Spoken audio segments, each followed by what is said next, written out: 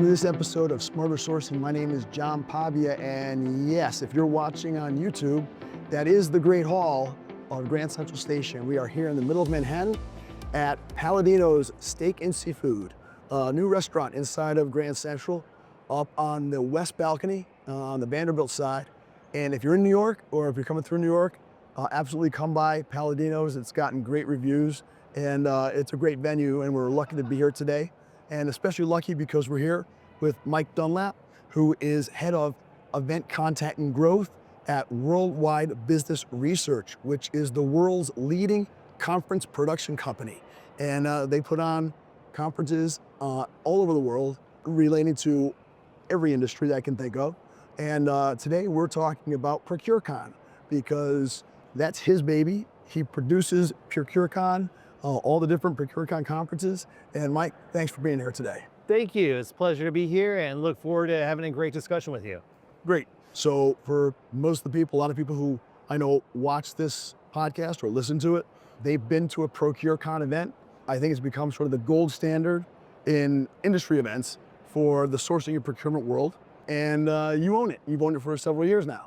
Yeah. So I know I'm interested, and I think hopefully people listening and watching are also interested in how it all comes together, how you decide who you're going to invite as speakers, who's going to be on panels. But I want to go back and learn a little bit about you. Yeah. How did give us a little bit on your background on how you got into this? Yeah, it's a good question. Actually, originally a very proud University of Michigan graduate, graduated from their business program many years ago. Originally was in public accounting for a few years, which transitioned over into a role in procurement at Citibank for a few years, and then had done some freelance event work in various places, including Ernst & Young, as well as Heritage of Pride, that puts on the LGBT Pride events here in the city. And, just found this to be an excellent fit, where I put on procurement conferences across the country for various specific categories of procurement, creating the content and programming and just watching it all come to life. And it has grown. I mean, it started with one conference a year. Yeah. And now how many do you do each year now? Yes, we started with one conference, I believe back in 2003, which was before my time. But now we're up to about 12 conferences here in North America. And I believe we have about 4 or 5 conferences across Europe, Asia Pacific, and most recently in Australia. It's amazing. I want to go back. We're certainly going to talk about ProcureCon as it exists today. Yes. Let's go back to the earlier years, right? Because I don't know that most people would jump out and say, let's start a whole series on sourcing and procurement as far as business conferences go. So in the earlier years, how hard or easy was it to get people to say, yeah, I want to go to a sourcing and procurement conference? I mean, it was definitely had its challenges. I think anytime we launch a new event and a new portfolio, without having a reputation in the field, people are kind of like, what's that? Or I'm already going to this other event. So yes, the first few years are always challenging. As we've grown, people are familiar with our brand. They have a great experience. They bring their team, and it's just kind of grown from there. And when you think back then and now, standing out in a crowd is hard in any industry, but in your industry, there's a lot of conferences now. Yeah. And I hear what you're saying. In the earlier days, right, less. How do you stand out in a crowd now? Stand out in the crowd by delivering an excellent product that's based on research that we do with the industry. So our agendas aren't written in a vacuum. We have about 30 or so calls with practitioners leading up to the event, just to understand what they need and what they want out of an event. So that way our product is just solid, that it has, core themes and topics that people definitely want to hear about. We also have to work with our sponsorship team to get suppliers at our conference so that the event, it makes enough money in that regard. And then we have to recruit the delegates. And, our finding is that if we have the right speakers, content, and sponsors at the event, the delegates follow. And that's what's really helped us grow over the years.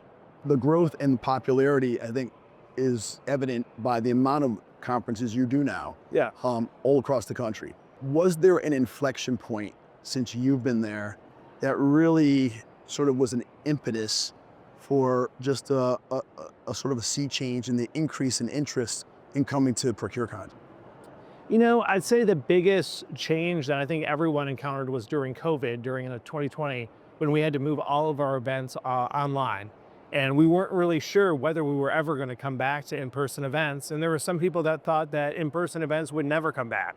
I mean, remember the early days of the pandemic, being in a conference room full of strangers wasn't really a thing that anyone thought would happen again. Yes. And I think there's been other situations where, in-person events have been kind of written off. But, I think what we're finding is even just with the explosion of AI, like in-person conversations are even more valued, I think, than they once were. And in-person events are definitely kind of leading the pack in that regard and are still continuing to grow.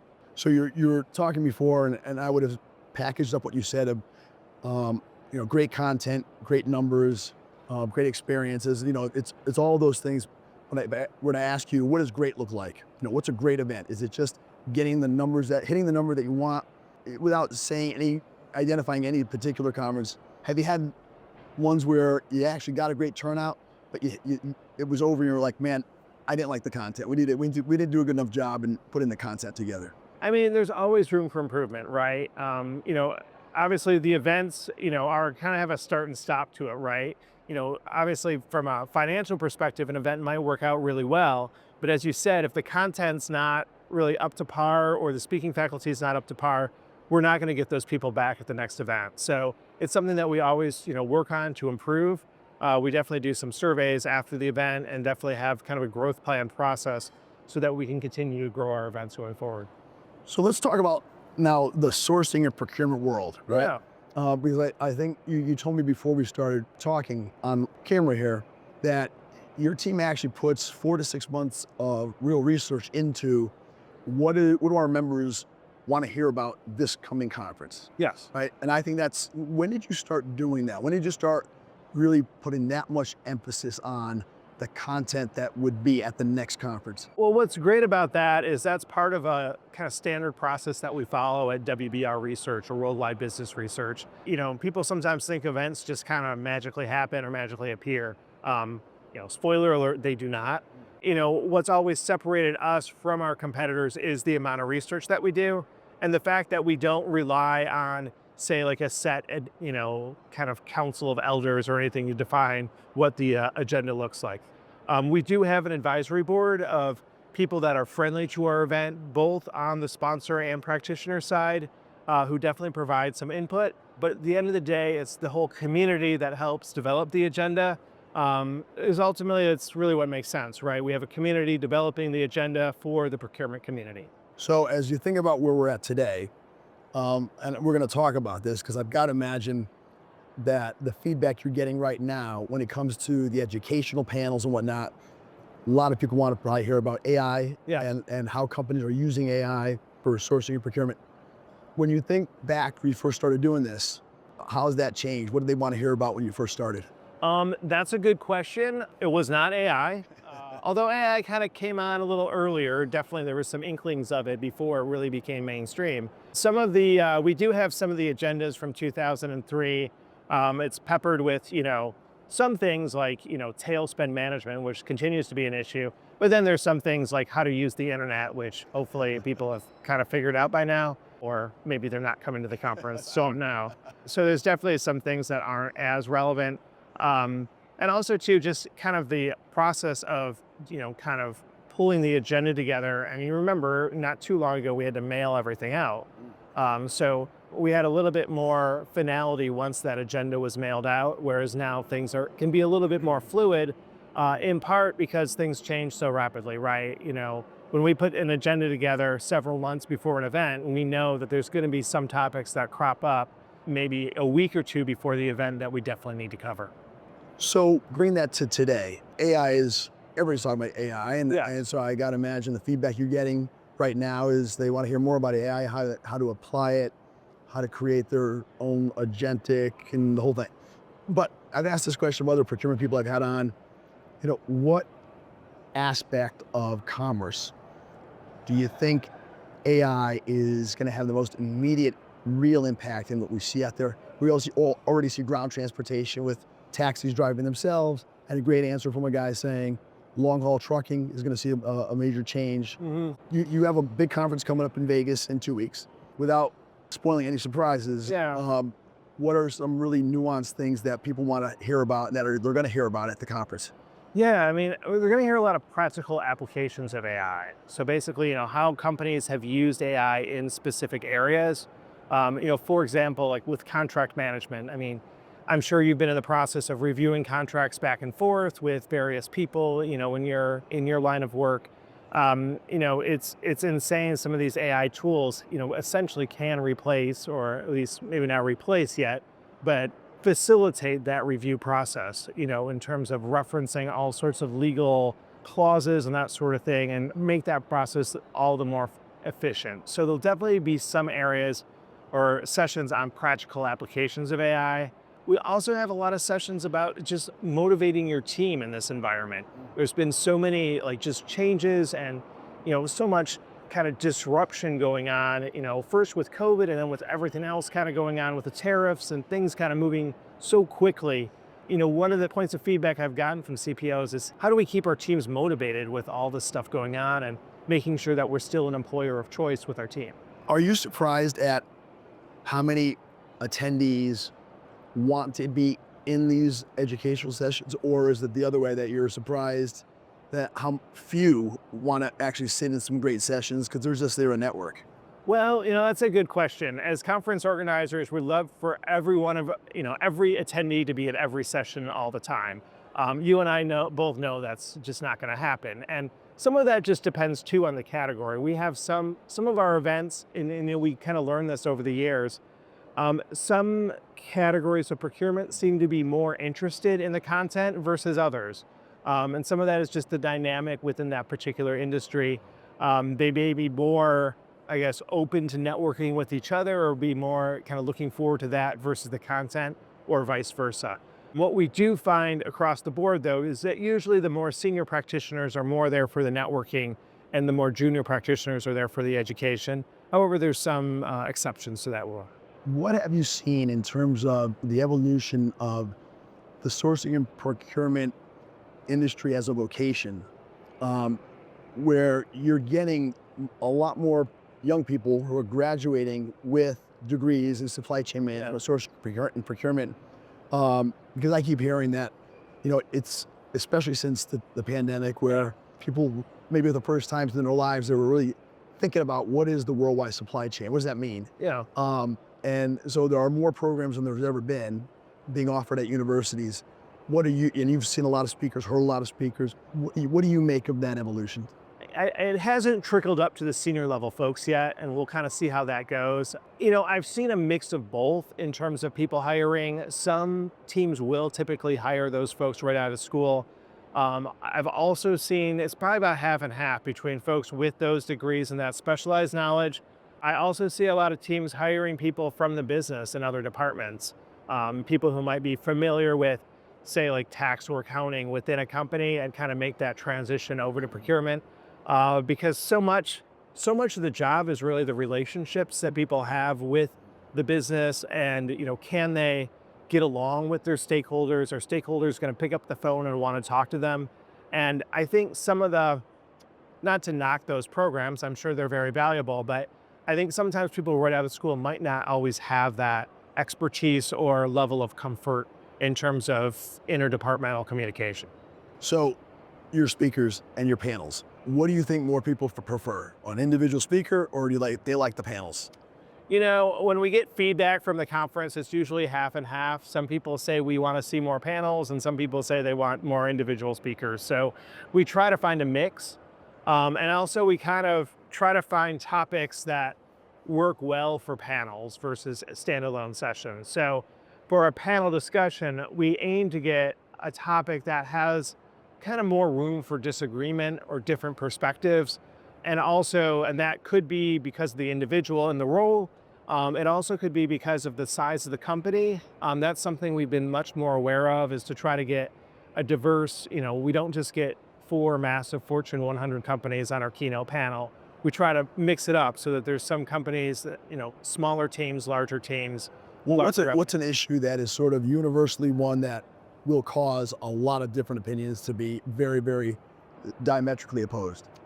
A lot of different opinions that are diametrically I would opposed. think something like outsourcing would be, Yeah, it would be, you'd have a lot of very definitely extreme. outsourcing has a lot of thoughts and opinions. That would definitely be one of them. Also, I think too, there's probably a mindset of what I would say is folks that are in procurement as a career versus those that might be in there as kind of maybe 2 or 3 years. Some of the folks that are transitioning from the business into procurement or vice versa kind of see procurement more as a partner, whereas some of the, I guess I want to say the old school procurement folks are the more kind of traditional, we need to review the contract and maybe more focused on the risks of the company versus the partnership of the arrangement. When you think about your guest speakers, well, before we leave that topic, have you had any panels that you can, without mentioning names, they were almost, you almost did too good of a job in putting people on a panel that wanted to kill each other? Yes, we have. I think sometimes it depends on the personality of the speakers. We've learned over time that, certain people and certain personalities work well as a moderator. So like panel moderators is just there to moderate, right? Not share their opinion. And for some people that's very challenging. Others not so much. But we've definitely played with that format a little bit. So given that these are sourcing and procurement people, Yes. many of them, they're not working in the movie business, hospitality, some are, Yes. but what place is probably the most popular to have conferences in terms of location? Because you guys do conferences in Vegas, Orlando, Scottsdale, all over. Is there one that stands out? Is Vegas the go-to place that people still like to go to? Vegas definitely gets a mixed reaction. When we do conferences in Vegas, we usually do it off strip, because that way people who enjoy Vegas can go and enjoy Vegas, right? But if you're not really big into Vegas, you can still enjoy a nice resort. So where's this coming up? It's at the JW Marriott in Summerlin, so it's just about maybe a 15-minute Uber from the strip. But if you were there, it would look like any other conference hotel. But in terms of venue location, we definitely try, obviously, to kind of base it off the time of the year. Nobody wants to go to Phoenix in the middle of the summer. Right. Although the rates usually are pretty good, Sure. so I'm told. But we also want to have the hotel at the right price range too, because a lot of companies are paying for procurement to go to these events. Oftentimes they don't get the budget that, crazy finance or something like that might get. So we can't have something that's too over the top, but we want something that's professional and, comforting for the attendees. And in terms of featured speakers for the sourcing and procurement world, any standout that you were like, man, that person was a great draw for that crowd? What are you looking for? Or do you want Tim Cook? Because we said before, Tim Cook started in procurement. Yeah, Tim Cook started at procurement and is at Apple. Have you tried from yet? I think we did try reaching out a long time ago, and I don't think it really got very far. If we even got through the Apple firewall, that's possible. So, they're also, obviously a very big company, but also fairly tight-lipped in terms of, communications and that sort of thing. I would say, the best speakers are ones that we get feedback from later on that said, look, this person really helped me out in my job, or I was really struggling with something and this person really helped me out. And it could be someone, like we had a guy who was the head of procurement at Rent-A-Center, which, nothing against Rent-A-Center, but isn't the most, it's not an Apple of the world, but he gave an amazing session that was so well thought out, and we got a lot of great feedback from, and it just totally added to the community. So, we try to share or have when we craft the speaking faculty, we try to mix it up where, there's, as with any industry, there's kind of like the keynote luminary people that you see at all, the events. Give me a memorable speaker that maybe exceeded expectations more than you ever thought you bargained for. I think one that really comes to mind is we had a submarine captain speak, and it was an out-of-the-box speaker. Sometimes with these out-of-the-box speakers, it's hard to tell how they're going to really do, right? Because they give you the video and, it all looks wonderful, but then, will they relate to the audience? But this gentleman really did an amazing job. And I think one thing that really came out of his session was just how leaders need to do a better job of delegating key tasks to their subordinates. And the point he said was, when I was a submarine captain, I was only like 27, 28 or something like that. I mean, you're pretty young in the military to be doing those things. And then when, you transition into business, sometimes, you have leaders who just, kind of cling on to everything. But, I think kind of the point was, as a leader, you really have to kind of showcase your team's talent, which, sometimes can surprise you. So now let's talk about the different conferences you have, because you offer a bunch of different ones, and some of them are category specific. You have a big one coming up, ProcureCon West. Yes. And then what are the other ones that, you don't name them all, but just give us a sampling of the other ones that you have. Yeah, I mean, we have ProcureCon West coming up. Like you said, that's coming up in March. So the theme of the event is winning the game. And we have all sorts of visual, kind of games that people can play, and also some things, unique surprises in store for that one. And then we also have category events focused on IT, marketing, MRO, and contingent staffing. And I think a few others as well. And those, kind of came about as a result of the research that we did with the audience for East and West, where they said, hey, we have a team of IT sourcing folks, can you put a conference together for them?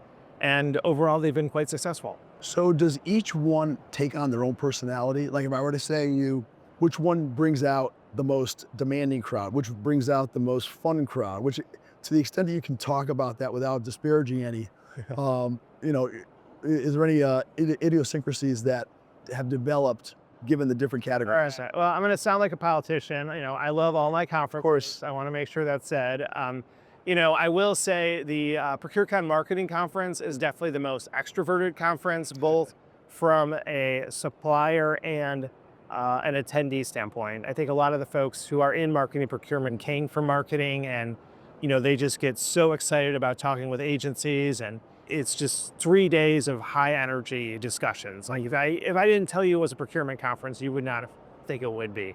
Whereas the East and West conferences, typically a little bit more senior audience, a little bit more subdued, a little quieter. But yeah, each one has its own personalities and quirks, and it's interesting too when people switch categories in their own careers. We kind of joke, whether or not they're a good fit for that category. We had someone who switched over from, marketing over to MRO, which handles maintenance, repair, and operations. So it's like the group that handles like buying all like the screws and the little like knickknacks that every factory needs. And I had to tell him, the MRO crowd's a little bit more low key than the marketing crowd, but I think he managed it pretty well. So going back to the content that you're going to have and we've had in the past, I got to imagine that tariffs was was high on the list last year. Yes. Is it still high on the list this year? It is, maybe not quite as much. I had a really good discussion with a leading procurement executive just the other day, and I think because of the, I guess you could say, chaotic nature of the tariff rollout, I think some procurement leaders are kind of taking a little bit more of a wait and see approach on this. They're not standing in line for their refund right now, their tariff refunds and that sort of stuff. And it gets tricky because some of those tariffs, the cost was shared between like the company as well as their suppliers. So it's a tad complicated. So I think it'll be covered, but there isn't necessarily like a rush out to do action on that as there might have been in the past. Have you had any high profile political figures as speakers or as, experts that have spoken? We have not had any high profile political speakers. Is that intentional? I would think so. And it's also not something that's really come out of research, right? Like for me to have someone like that, my team would have to say, hey, here's 2 or 3 people that we've heard of that we'd like to see. I know we did have actually, we've had regulators there in the past. We had someone from the IRS speak. This was several years ago. She probably was one of our more entertaining speakers. Really? Because you kind of think IRS being very like buttoned up, but she was not buttoned up. She was just like the most social person. You're like, are you sure it's the Internal Revenue system that you work for, or is it something else? But it was interesting to hear her speak because, again, as someone who's been in private sector, and most of those folks have been in the private sector, It's interesting to hear her perspective as a government employee in terms of like timeframes and that sort of stuff. But that was just one year that we had her several years back. And then we've explored the idea of having regulators in different industries at the conference, but usually the approval process for that takes some time. So we may look at getting someone as like a guest expert in that regard. Got it. What about looking forward? What's a category that, and I don't know if you can share this, but what's a ProcureCon conference that we haven't seen yet, but it's going to happen somewhere down the road? That's a good question, and I'm going to answer that a little differently. I don't know if it's going to be a conference, but it's more an expansion of our community. So we're looking to kind of take ProcureCon and make it more of a year-round thing for folks so that there's more engagement with our brand and our experiences other than, say, the one conference that you go to. And it's through increased like insights reports that we're publishing. It's through maybe some small private events or dinners that might be hosted by a sponsor, or just some small meetups in, communities that, maybe haven't gotten as much love from our large scale events, or might not have enough of a presence that would necessitate a large scale event. So for example, years ago, we used to do a ProcureCon Canada event, and unfortunately, just the size and nature of our events, we weren't able to make that work. But there's nothing really stopping us from doing some sort of meetup with Canadian procurement practitioners, perhaps in a different forum. But we're still trying to figure out exactly what that looks like. So when you're making a pitch to someone to be a speaker at ProcureCon, what's the pitch? If especially if they're being like, well, I'm really busy, and if they're not immediately saying, yeah, I'd love to do it, what's your pitch? Pitch is, look, this is an excellent way to develop your career and showcase yourself in a field of experts, and also learn whichever topic you're speaking on all that much more, right? Because if you can teach someone something, then you really know that topic, right?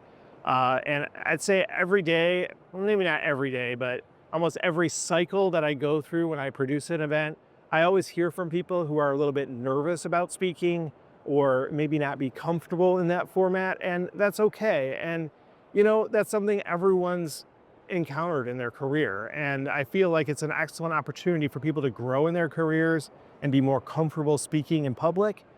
We have a lot of different formats. Just because you're speaking on a program doesn't mean that I'm going to put you on the main stage in front of 3,000 people. We have some things that are off stage or small groups. It's a great way to get yourself and your name and your brand out there in the larger procurement community, and also make a difference in other people's lives. I would imagine that, especially for what's going on today, I've heard from so many procurement people that after the pandemic, they went from having a cube down on the third floor to having a place at the table. Oh, yes. And in that regard, you got to be prepared for that. And I think that's, I hear that from a lot of seasoned procurement people. Yes. I would think that would be something that, the younger people in the profession would really learn from and take a lot of value from. Absolutely, absolutely. And like with anything else, there's always a first time in doing it, and it can be a little bit scary. But I know for myself and any other professional conference organizer is going to walk you through it and make sure you have an excellent experience, and hopefully you can come back another time as well. And hopefully you can come back and we can do this again. Sweet. Because I'd love to stay in touch. And you have a bird's eye view of a vocation that is really evolving in front of our eyes, especially coming out of the pandemic. And so it's got to be fascinating to actually watch it up close. So thanks a lot for doing this. I really enjoyed it. And we'll stay in touch. All right. Thank you. Appreciate it. And for everybody watching and listening, this has been Smarter Sourcing with John Pavia with Mike Dunlap. And we'll see you on the next episode. Take care.